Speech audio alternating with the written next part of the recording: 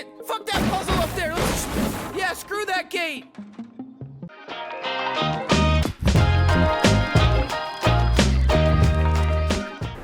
Hello Fusion Marine fans and welcome to this new video. Today we're taking a look at Trover Saves the Universe, which is a jump and run action game which was actually created by one of the co-creators of Rick and Morty called Justin Roilands.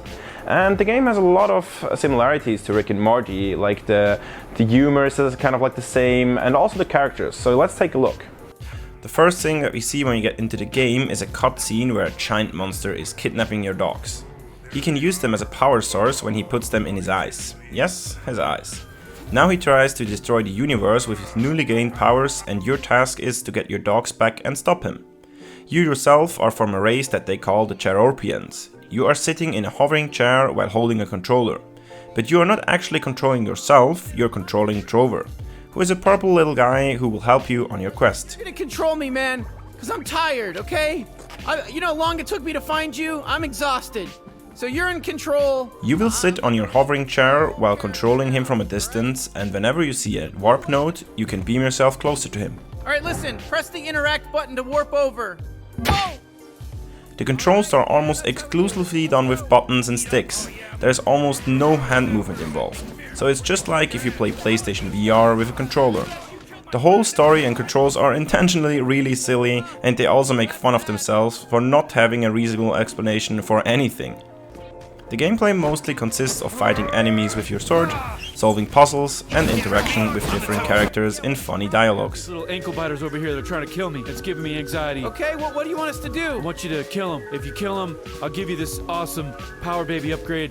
It's the funnest thing you've ever seen. Oh man, I've always what are you doing? Those were my pets. What are you out of your fucking mind? You just told us to kill them. What are you talking I about? told you to kill the ones in the courtyard. The wild feral ones. The ones you just killed were my domesticated pets. They're my friends. Oh, Jesus, man, you gotta be a little more specific. What drives this game the most is the very loose and goofy atmosphere combined with the black humor that we all know from Rick and Morty. If you like this kind of offensive style of humor, we are pretty sure you will also like Trover Saves the Universe. Yeah, screw that gate! The focus lies heavily on the comedy aspect, story and characters, which are hilarious and will always put a smile on your face. The missions and finds are fun, but nothing out of the ordinary, and can even get a bit repetitive after time. Since you are still kind of using a controller, your actions are kind of limited and there isn't much that changes throughout the game.